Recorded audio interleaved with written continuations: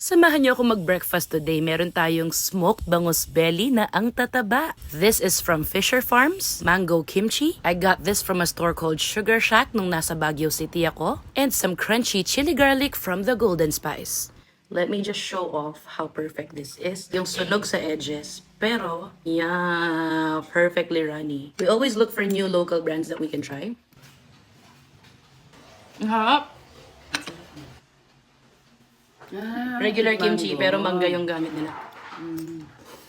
Minix niya, masarap.